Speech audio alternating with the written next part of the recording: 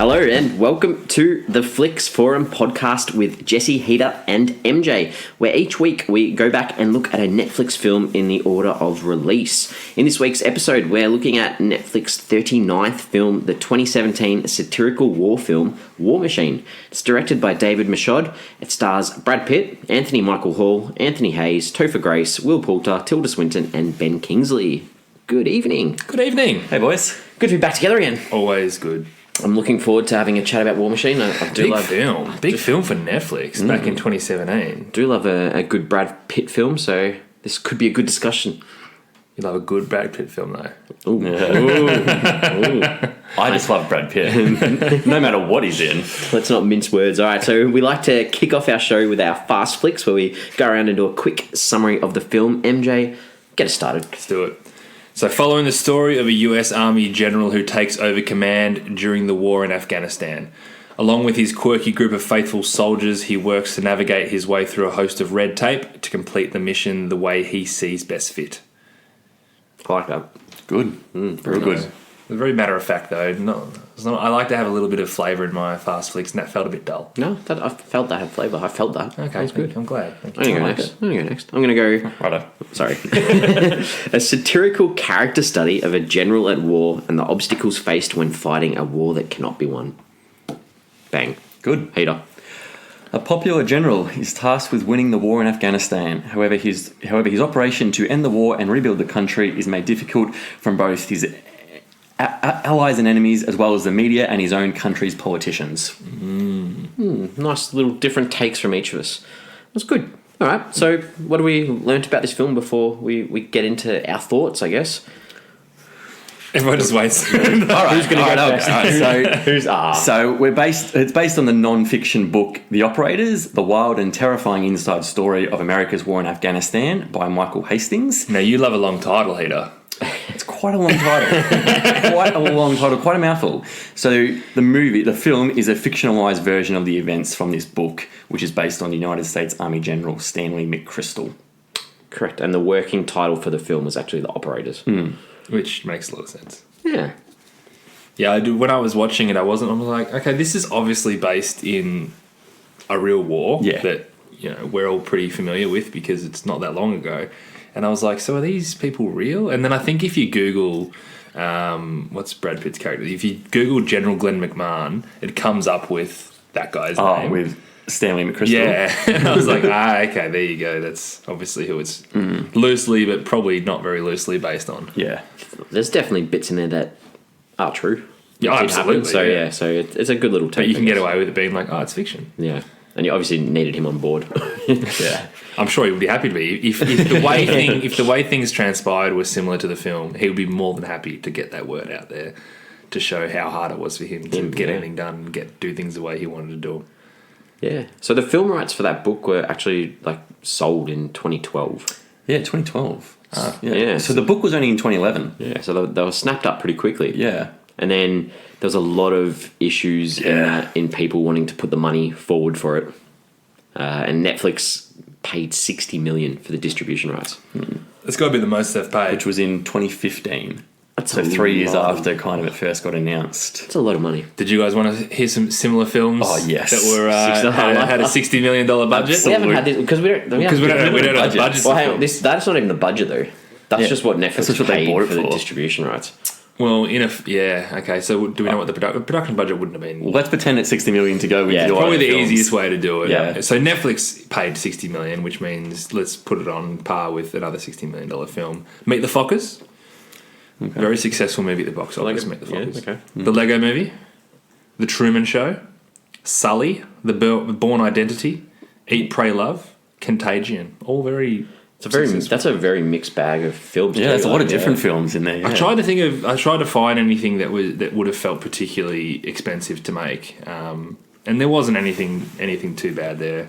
Meet the Fockers would have just been on the cast. That was exactly what I was thinking. But you know what? I don't reckon... Contagion's also in a lot of different countries, like this film as well. Like filming in a lot of different countries. What are the budget probably in terms of flights and getting everyone over and all the equipment over the different countries as well? Don't underestimate what Brad Pitt's salary would have been on this film. 30. It would have been a lot. Oh yeah, would have. Yeah, Yeah. Fair bit. Brad Pitt visited Mumbai to promote this film. Really? Yeah, traveled to Mumbai to promote this film. He was into it. See, in a past, Might have been paid for. My guess is he's probably filming a movie around the area and he's just popped in or something. Yeah, what was he filming in 2017? So in my past life, when I had a slight foot in the door of this industry, and I found out that some actors in their contract get more money if it does better in certain regions. Yep. So they will go out to those regions. Okay. I doubt in this case that Brad Pitt had like a... Yeah. If it does well in India, they're going to bump it up. But if you do wonder why certain... And I suppose, if you're listening in America, you probably don't even care because you don't know that other markets have your films. But if you do ever wonder why, you go, why is so-and-so coming out for this film? It's probably the case that... That's very interesting. Yeah. The score was done by Nick Cave. Was it? Yeah, I thought that was quite good. Interesting. An Aussie musician, obviously director. David Michod is Australian as well. Probably talk about him a bit later on.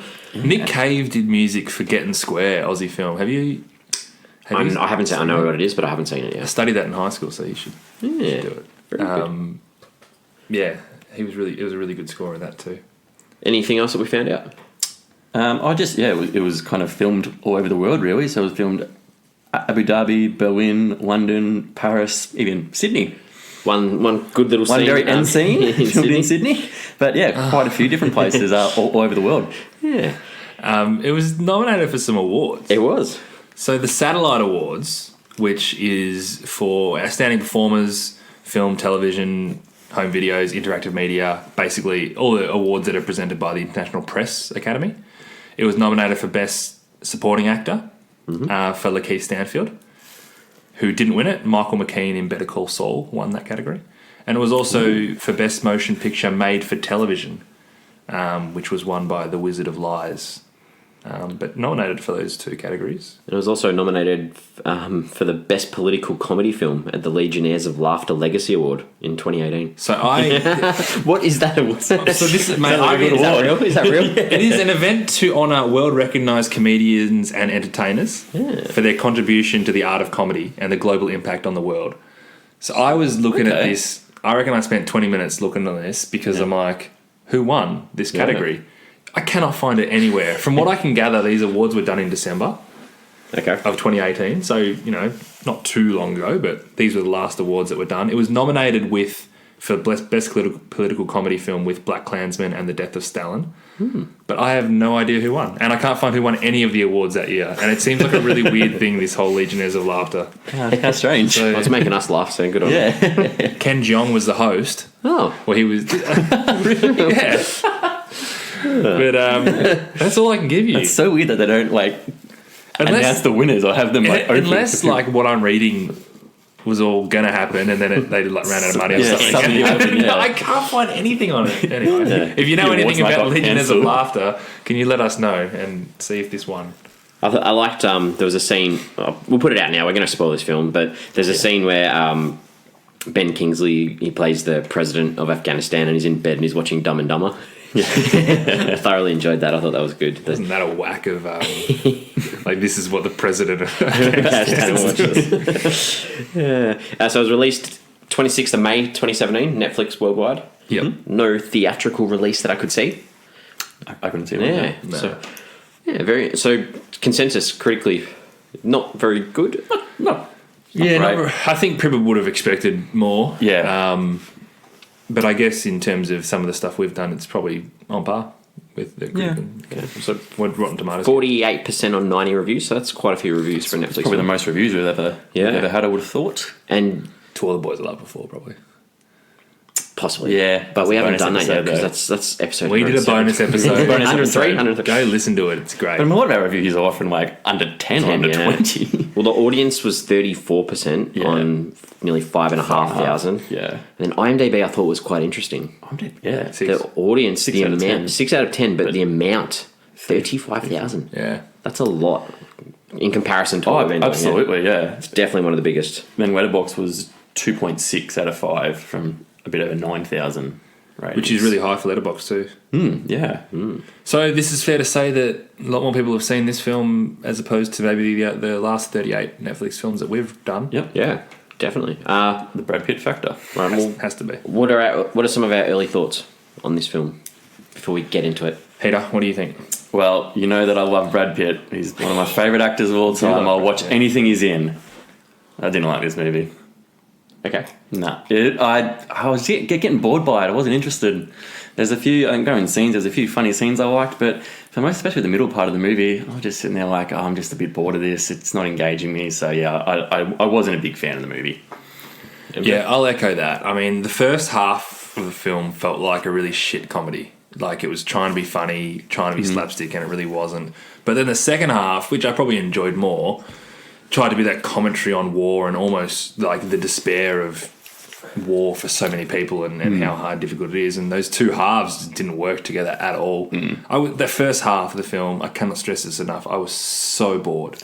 And I think when you're sitting there and you know that something is over 2 hours and you're like, man, I've got to sit through more and more of this. I was so bored in that first hour. So I was the opposite because I mean they were very cheap and bad gags, but I liked them and I was like, that was funny laughing. It was the second half where I was just like, I'm just not interested in what's going on here, and kind of obviously the more serious story they're telling, I'm just sitting there like, this is not something that's interesting. It really did feel like two different halves. Oh yeah, absolutely did. Yeah. Jesse. Do you think Jesse? So I watched this when it came out. That's right. With my wife. So this is another one that I had seen before. And I totally agree that I think the rhythm throughout was completely a bit morphed. Whereas you got the first half, which is trying to be a comedy, and the second half, which definitely tries to go more on the emotional side of things and try to give that sort of message. But I thought this is probably the funniest Netflix film that we've done. Wow. Yeah, I think that this is close to the. I can't think of another Netflix film that we've done that I laughed or thought was more amusing than this. We haven't had too many real knee slappers. This is definitely down the queue. There were some funny scenes that I liked, but I mean, I also liked a couple of the stupid comedies that you hated. Yeah. I just think that I found very funny. The comedic elements of having a whack at the war and stuff, I just found like, even though they're not laugh out loud, I just thought, wow, this was done really well. Did you like it more or less or the same rewatching it now than you watched it 2 years ago? So like I've said before, my memory's pretty shocking, but I remembered quite a lot in this. And what was the last film that you watched and you couldn't remember the ending? Yeah. So you enjoyed it more. Small Crimes. Small Crimes when you thought it ended different with different people dying. Yeah, but no, I definitely remembered a lot in this film, and I still found it very amusing and entertaining, and I thought, I did enjoy this film. This is an interesting... Cool. Let's just park this for a second, because I actually... What funny films have we done so far? So we've Take the 10. We've done 40 the 10 films. I found funny because of the immature humour that you're too mature for. Brahman Narman. We're not talking about Brahman Narman. We've had a lot of Adam Sandler films. So yeah, Ridiculous 6, to be honest, I probably thought Ridiculous 6 was funnier than this. The Do-Over. The Do-Over, Mascots, Coin. That wasn't funny though. Take the 10, which was... Take the 10. So I thought Take the 10 was funny. I thought Girlfriend's Day was pretty funny. I actually thought the humour in I Don't Feel at Home in This World Anymore was pretty sharp. We've done Sandy Wexler too. Yeah. Sandy Wexler was the one. I Don't Feel at Home in This World Anymore I thought was very good. But you're right. Like, there's nothing that stands out as being that funny. I would actually say out of the first 40 Netflix films, Sandy Wexler was probably the one I found Handsome was a little funny. Handsome was a little funny. Handsome was rubbish. Yeah, but what about Detective Gerbils? So yeah, anyway, that's a good point. It's a good talking point though, because when you say that, I automatically think, "What are you talking about?" But there's nothing really there. No, so for me, my personal taste in humour, I guess this is the one that's come across the best for me. So I'm looking forward to hearing what scenes that you like particularly. All right, so let's have a look at some characters. Let's keep it moving. I'm just going to kick this off because I reckon the first 8 minutes did an awesome job of introducing all the characters. There may have been too many characters in the fold. Yeah. And that may be a criticism of it, but I thought that the first 8 minutes was these awesome quick cuts of everyone that you needed to know about this film. I'll give you that. I do think the first 20 minutes, though, took too long to set up what was actually happening, though. That was a criticism for me. Okay. So one of the scenes I liked is, so I like the intro scene where when the narrator goes around and you pretty much introduced all the key players, you know, kind of who everyone is and what's going on. I thought that was a really good start. So we've got a bona fide movie star in this film with Brad Pitt. Probably the biggest star we've had in any film so far. Well, he's the greatest. So, yeah. So General Glenn McMahon, did you guys like him straight away? it's a tough one because I don't think you're supposed to like him. Supposed. I don't know whether I was supposed to like him either. Yeah, but I don't think that was the point of the film. I think the point of the film was you're just supposed to be along there for his journey and realize the work he puts in. Like you saw him, with all his exercise. They called it the Spartan regime that he did. He was loved by all those that were close to him, and his character didn't change. And there's a lot of times where I'm like, I don't like a film where a character doesn't have some sort of growth or change. And I didn't really care that by the end of this film there was nothing that had really changed by him. He still stood by those morals that he had that whole film. Yeah, which I think that's a good thing as well. Like he didn't change in terms of he didn't cave to the other pressures. Like he still always kind of held his own beliefs the whole way through. I was confused as to whether he was supposed to be a spoof at the start. Mainly because you don't expect Brad Pitt to be... the first thing for me is the way he talks. And I'm like, are you taking the piss with this character? And then the way he runs. The way he runs, I loved. Because that is such an old man who... imagine like a Tommy Hayfie kind of guy who just runs all day as an 80-year-old man. AFL footballer for those. AFL footballer a long time ago. But I really enjoyed the way he was running. But... I wasn't sure initially if I was supposed to think he's just like this spoof I'm supposed to laugh at because I wasn't quite there with him. I do like the fact that he was, to your point, he was really well intentioned. He was employed to make the right moves and he honestly thought these were the correct moves to make. And in that sense, I thought he was really admirable. Whether he grew or not, I don't really know if it bothered me because I just liked him more at the end than I did at the start, and I think that's just because I couldn't figure him out at the start, and by the end he was pretty true, and I was kind of okay with that. But I was really confused at the start whether I was supposed to think he's like this real funny guy. Am I looking at this like Mr. Magoo type character? I didn't get that impression of him. I thought he was there as a character, and the others around him were providing that laughter. Bouncing off him almost. Sure. Yeah. I don't think he wasn't one that was going to give you these lines that you're going to laugh at. It was we laugh at the situations around him more than the people. Yeah. And I don't think anyone with money from Hollywood would go out to create a film where you're going to laugh at soldiers. You're going to laugh at the situations they're around. True, yeah, you're not laughing at the people. Yeah, you're right, exactly. yeah. That's fair. Yeah. I probably on the next one, Sean, really the voiceover, because that's sort of the first character that you meet because you hear that voiceover, and obviously he's the editor of the Rolling Stones, and he's the one that's there he's why we know this story, I guess, is what you could say. Yep.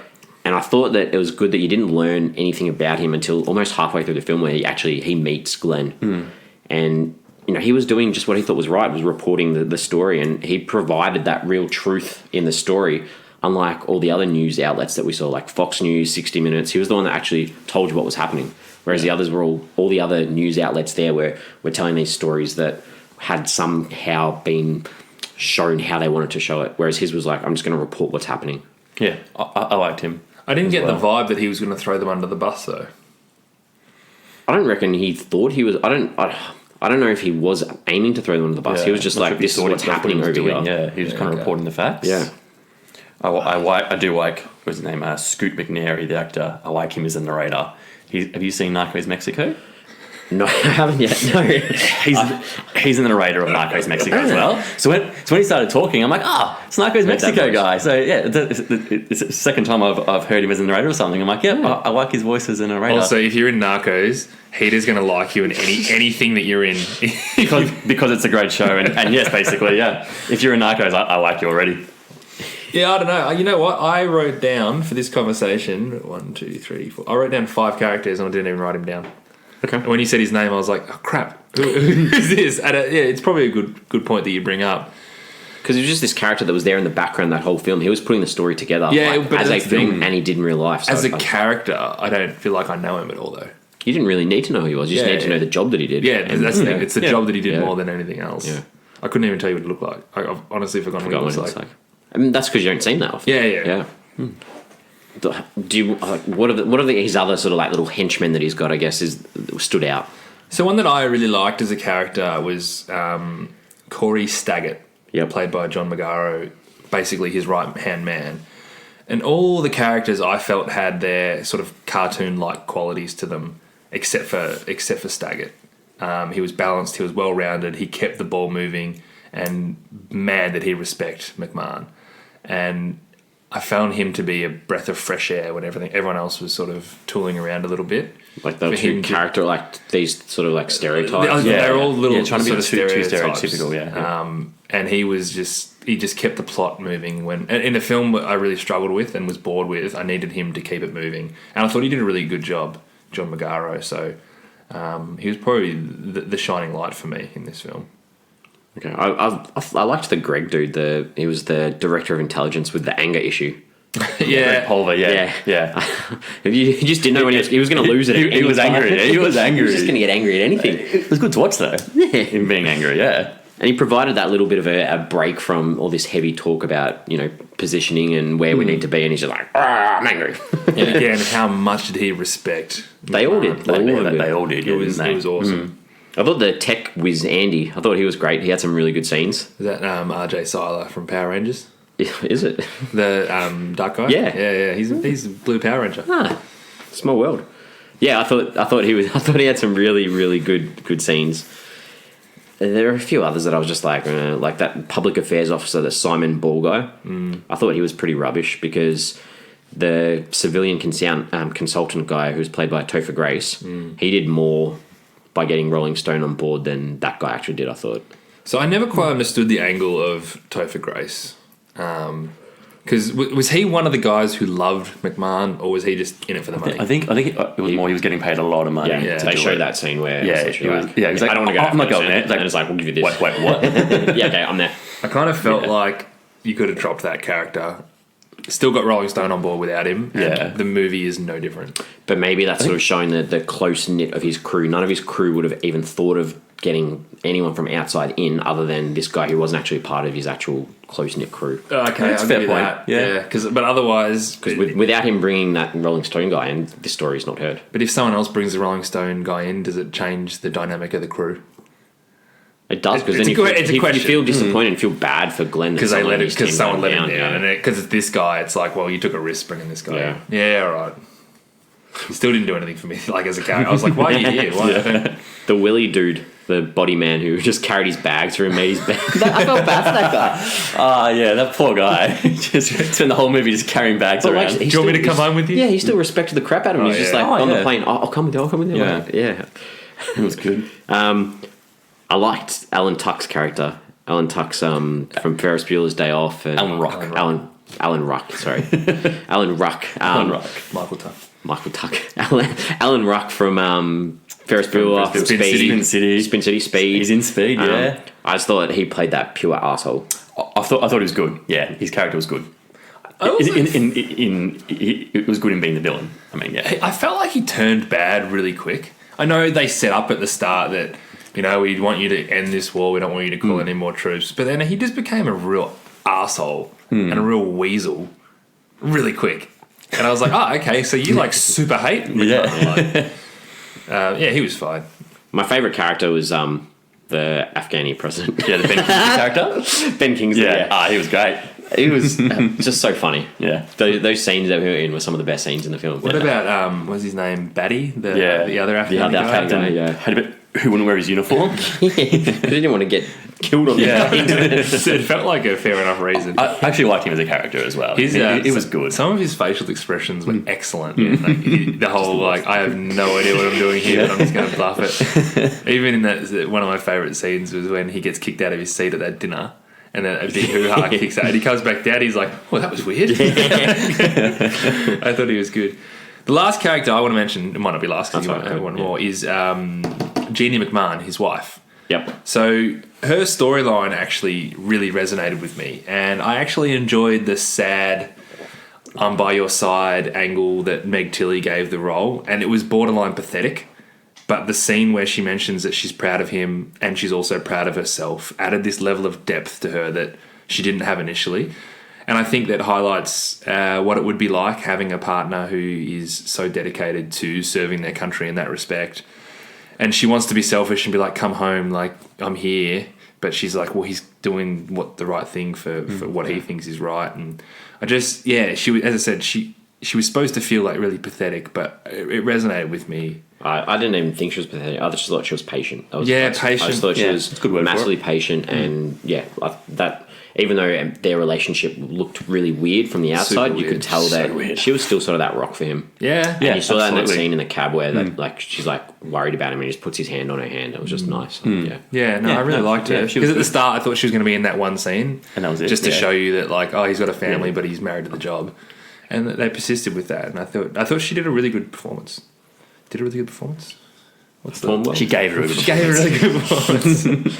So I don't like to comment on acting too much because, I feel like it's like a I specialty. couldn't do it. Yeah. Yeah. I got one more character. Go. Yeah.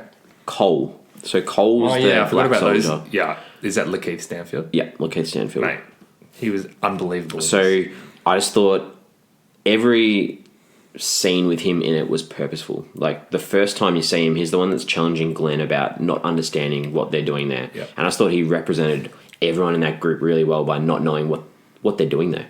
And then I've got the scenes later on, when you see him at the end, like I just thought he was a perfect representation of these soldiers.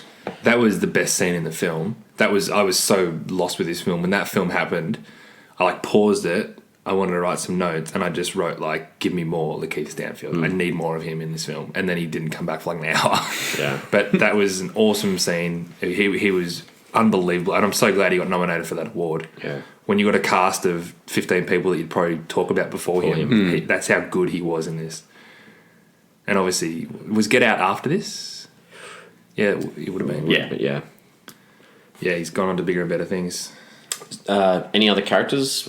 So I guess we can look at the actors and the director's previous work. So David Michod, it's his third feature. He's an Australian director, and his two prior films were both very Australian films. They are, yeah. Animal Kingdom and The Rover. So this is sort of like a bit of a step away for him, something a little bit different. I haven't seen The Rover. I haven't seen The Rover either. I've seen Animal Kingdom, obviously. Yep. I think we all have. Yeah. Yeah. Have you seen The Rover, Jesse? I haven't seen Nah, The Rover. I That haven't was seen The Rover. Hugo Weaving? Yes, Yeah. I'm pretty sure, yeah. But yeah, so obviously a big sort of step sideways for him. Good on him. Massive for- change, yeah. Yeah, because this is very American, Very. as opposed to even being a generic film, But in the same way, I think it might have been hard to have an American director direct this when it's so critical of the American Yeah, war. that's effort true. too. Yeah.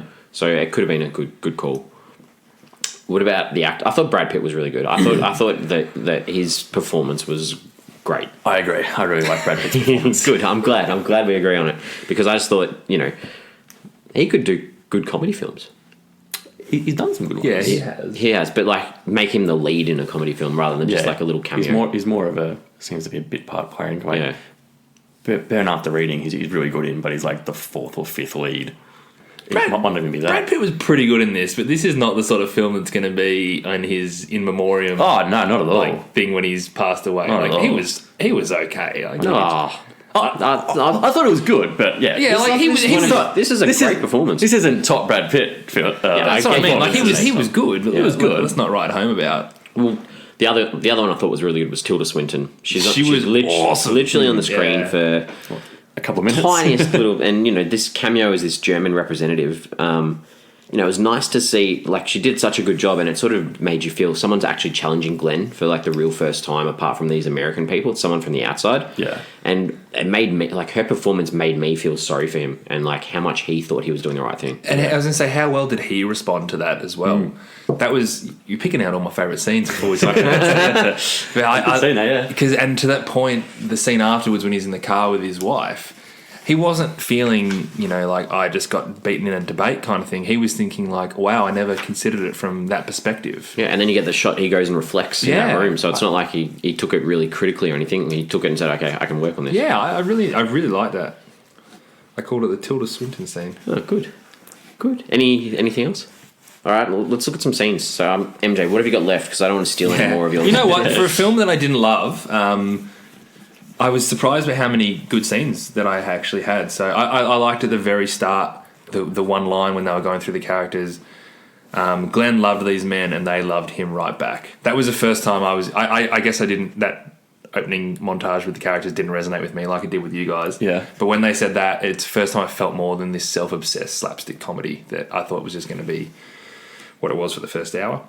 After that, the scene when he first met President Karazi and Glenn was awkwardly standing in the room whilst it looks like he was praying. Yeah. And then you just hear him just go, fuck it. Because they're trying to hook up the Blu-ray player. Yeah. I've got that. I thought that whole first scene with him was great. I did not see that. I've got that in the funny scenes as well. That was a very good scene. I didn't see that coming at all. But Blu-ray player, like, where are the red and white? It's so true. When you go from HDMI to the AV cables and you're like, hang on, don't I need these 3 cables? Yeah. It was very funny. Simple world now. I love the Lakeith Stanfield initial scene when he's like, why are we here? What are we doing? And the scene at the dinner where he tells off Tom Howard for taking Batty's seat.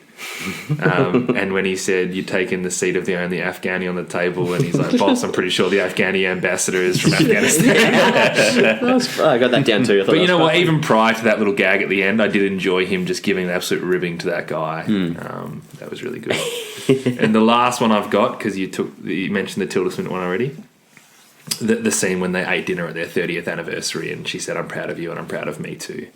There's a few things in the second half of the film that resonated emotionally. I think it was important for her to give that self-recognition too. That's what I mean. That's what I loved. Like, she could have been like, I'm proud of you. And I'm like, because at the time I'm like, you're really pathetic. Like, I get it and I feel sorry for you, but this is pathetic. And when she said, I'm proud of you. Patient. No, but when she said, I'm proud of you, I'm like, this is quite pathetic. And when she said, I'm proud of me too, I was like, you go, girl. Like, well done. Because if she hadn't have shown that self-preservation, then you would have been like, think about yourself too, you know. Yeah. So I agree. Patience is a much better word for it, but it felt pathetic until that point. Good. That's me. But there's some good scenes in there. Yeah, Peter. I had a couple more just of the funnier scenes. I won't swear, but the mother effer scene, and they're talking about it because he's taking it. Which are we going on? Because that's a very bad thing in our culture. And so he's going around with the locals and touring around. I've already sworn in this podcast. Yeah, like the Blu-ray player. But it's like, okay. The only complaints we've got is you're urinating in the streets and they're calling us motherfuckers all day. That's a bad thing. I can assure you that's not something that we do in our culture. I really enjoyed the scene of the growing heroin over the growing cotton, and the explanation as to why they didn't want to grow cotton, so instead we're growing heroin. Yeah, and what's the explanation is because the US won't let them sell cotton. Exactly. That was very good. And when he's on the FaceTime call with Dick and they're pretending that he can't hear him, and he's got his other guy comes in to help him out, I thought that was a very funny scene as well. I like the prior one to that too, where they're both trying to turn it off and neither of them can work out how do we end this call. That was funny. I did like the fact that he insisted on being called Richard and they just kept calling him Dick. What was his surname? Willie? Was it? No, that was someone else. It was something ridiculous. His surname was like I also liked the scene where Glenn threw that Dick guy under the bus when they're in that meeting, and he's like, you said you didn't care if I had any more troops. Didn't say that. Yeah, you did. No, didn't say that. And then like when he gets angry at him for going on 60 Minutes, I just thought like those scenes were so funny. So you guys have gone through a lot of mine already. I thought the commentary on elections was really good, like people just voting for who they're told to. And I think Glenn asked that question, like, someone asked it, how's it different to Washington? How's it different to back home? And I was like, it's a nice little commentary on that as well. I felt let down for Glenn, and I think I liked it, the scene in Glenn as a character, but when Obama, and he's got this big deal about getting there in time to meet Obama, and then literally Obama like gets the photo he needs and fobs him off, and I felt let down for him then, and I liked that scene, even though it wasn't good for him. First time he kind of felt really vulnerable. He was getting let down a lot, and that was the one time he's like, you know what, I'm actually in a bit of strife here. Dick Waddle, by the way. Dick Waddle, there you go. Yes, that's fantastic. The Lady Gaga thing about the competition between Gaga and Glenn on the cover of the Rolling Stone. I like that scene in the bar with the follow-on later on where they're sitting there and then the Lady Gaga song comes on in the background. I thought that was quite a nice little follow through as well.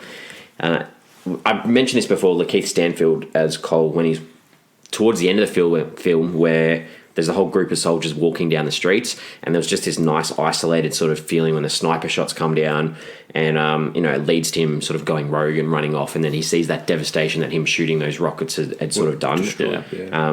And then I did like that gunfight, the gunfight scene. Did it bother anyone else that the guns look like toy guns? And I'm no Wasn't expert in paying this, but attention. it's the first time I noticed. Nah. I was like, the guns that they're holding look like toy Not really. guns. I mean, for me, it was more that was the part of the movie where I was getting pretty bored, and I was like, I need something to pick me up, and I just thought, oh, cool, it's like a gunfire here, so that was more kind of, it was a good spot for it for me. It was to pick me up, so I wasn't really kind of focused I wasn't on the focusing guns on it. because I'm more just like I'm just happy there's some gunfire and some action, yeah. And I like the follow-up to that scene where Glenn gets in the helicopter and it lifts up and then you see Cole sitting there and then the sand just blows in his face. It just sort of gave that final impact of you've stuffed up sort of thing. Yeah. Last one I've got is I really like that cameo from Russell Crowe at the end too. I just thought that was hilarious. Like That was funny. it's just some other guy with the same gun-ho attitude. It's like, Yeah. you know, he's just coming straight in to replace him. And Russell Crowe. And Russell Crowe. I think that final voiceover really summed up the film because I was, I was at the point where I knew that it was becoming this commentary of war and the way America handles war, and at the end it's like, and this just keeps happening again and again and again. All right, well, that's all. Is there anything that you didn't like? You know what? For a film I didn't like, there weren't like specific scenes that I didn't like. I kid you not. When I watch the films for these podcasts, I like to write just a few notes. So I'm watching, I'll just think of something, I'll just write a quick note.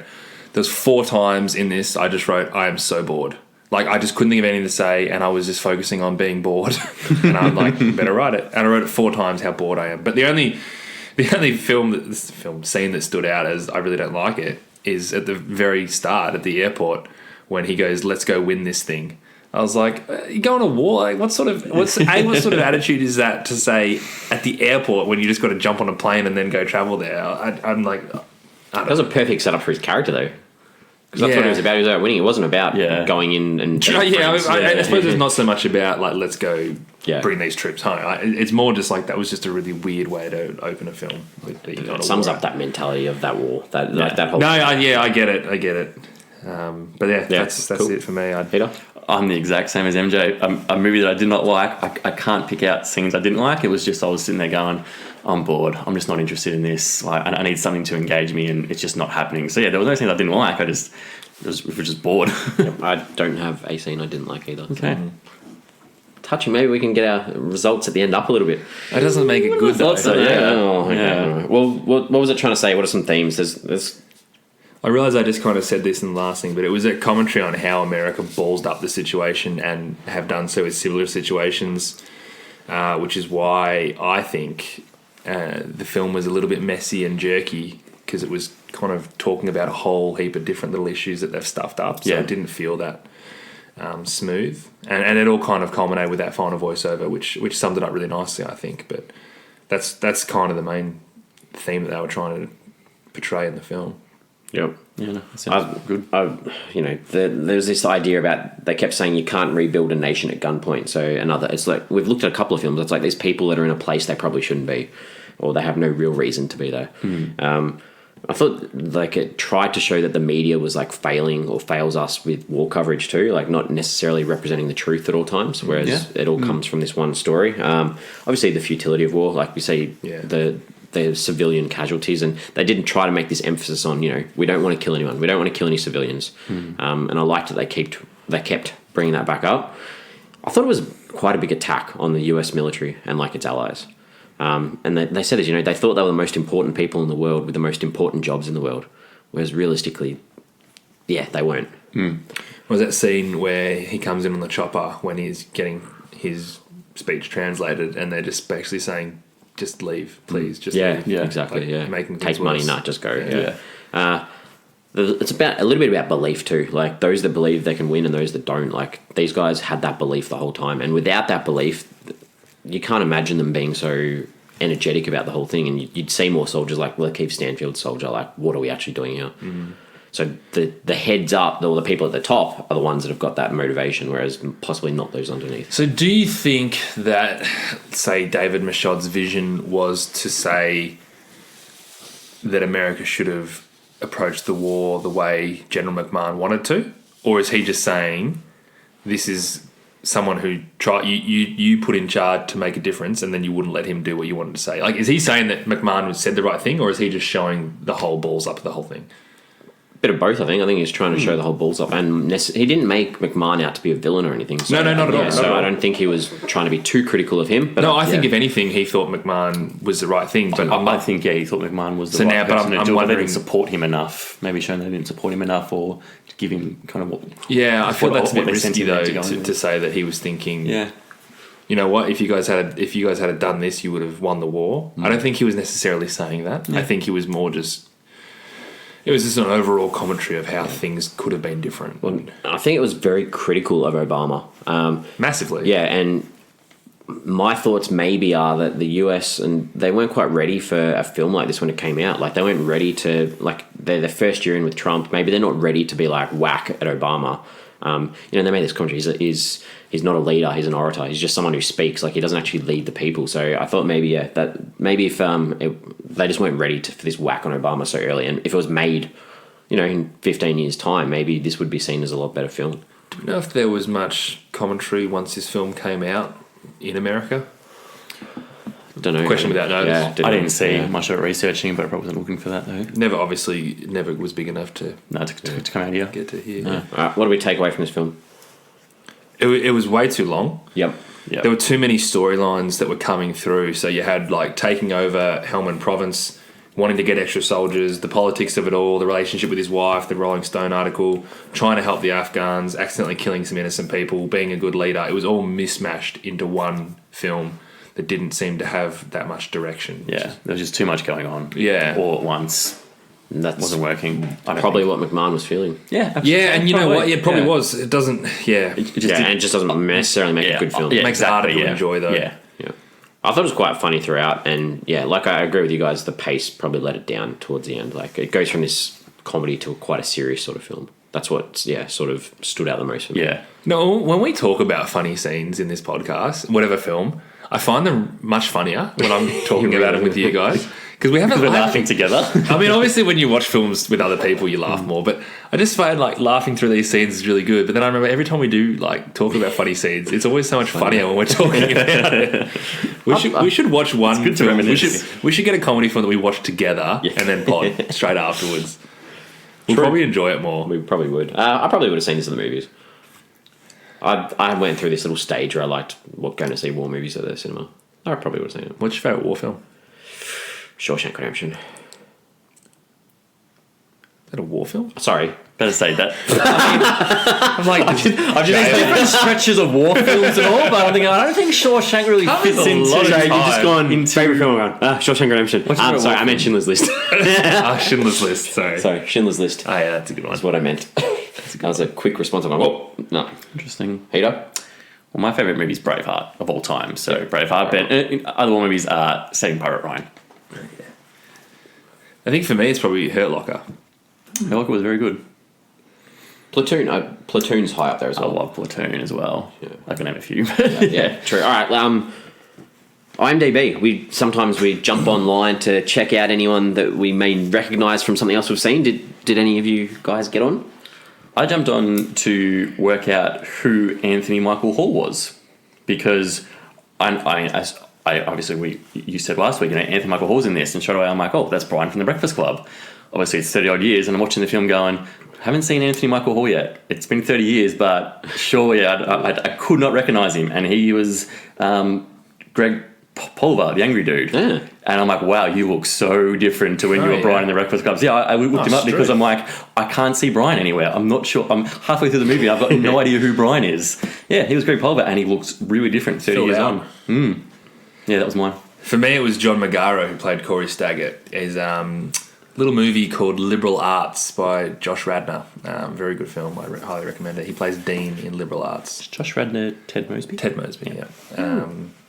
Yeah, I was looking at him like, who is this guy? He's so familiar. Bang, done. Thank you, IMDb. I used Shazam. I didn't use IMDb. I used Shazam. There's this scene where Glenn's running. He's always running. And there's this scene where he's running through Paris, and this like big orchestra, like this heavy orchestra comes in. I was like, I know that music, but I don't know what it's called. So I just Shazammed it, and it's called Romeo and Juliet's Opera Number 64. Yeah, there you go. Did that ring a bell once you heard it? Nope. But now I know what it is. Now you're going to hear it again, though. Yeah, I'll be like, that was from War Machine. Won't remember what it was called. I did love the way he ran. That was great. It was very funny. Do you guys have any questions you want to ask? Not that I haven't already asked. I'm good.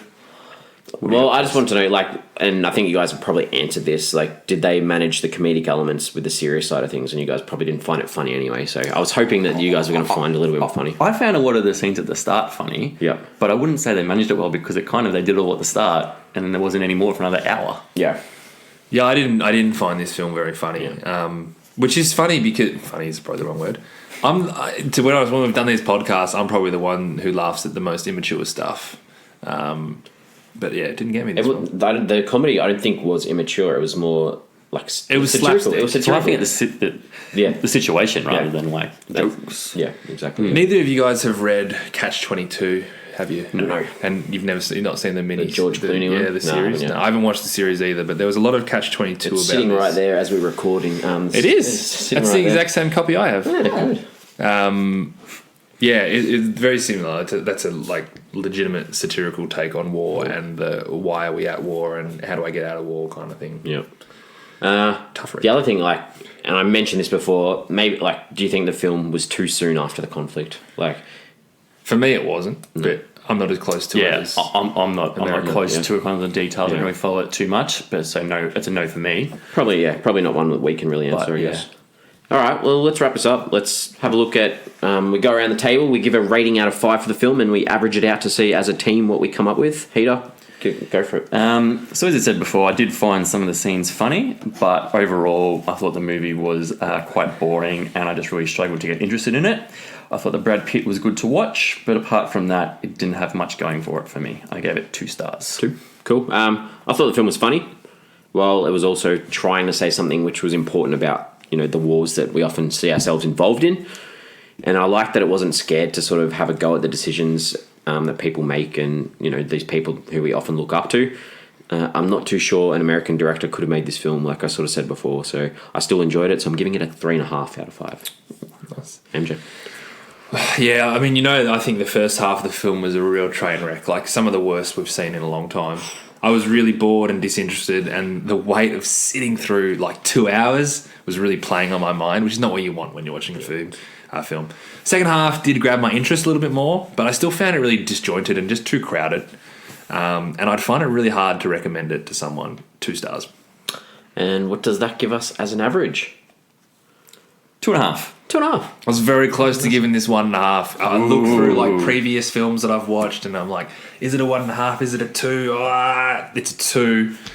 2.5. Bang in the middle. All right. So on social media, we chuck up a question each week in relation to the film that we've looked at. So this one I've taken from the film, and it's, what do you do when a war you're fighting can't be won? And I don't want you to just take this literally. Think, outside. It doesn't just have to be about the literal war. Yeah. It can be about anything in life. Yeah. So what do you do when a war you're fighting can't be won? So that'll be on Twitter, Facebook, Instagram. We are at FlixForum. There's always a way. There is. If you're going through a war inside, you speak up, Peter, all right? Good. I agree. Please subscribe to us if you can. That'd be awesome. Apple Podcasts, Spotify. Best way to support Podbean. us is giving us 5 stars. And making sure you sharing download our episodes. Download Even us. if you don't listen, just download. Next week. You can probably listen too if you want. Yeah, if you want to. That'd be awesome. Seems great. They're pretty good. Well, if you're listening to us now, you've probably downloaded. Got through. Yeah, True. Yeah. So next week we're looking thank you. at the We love 2017 crime film Shimmer Lake. It's directed by Oren Uzel and it stars Benjamin Walker, Wyatt Russell. Or an oozle. Sorry. If I've mispronounced Poor Oren. Oren Uzel stars Benjamin Walker, Wyatt Russell, Rainn Wilson, Adam Pally, John Michael Higgins, Ron Livingston, Stephanie Sigmund, and Rob Quadri. So get on board. Shimmer Lake. We'll watch that I'll before do it. we see each other again. Can't wait. Shimmer Lake sounds fun. Good chat, boys. Bit disappointed that you didn't like it as much as myself, but that's Nothing okay. personal. No, that's okay. It's okay. I'll take it to heart. We'll see you guys next week. See you there. See you, boys.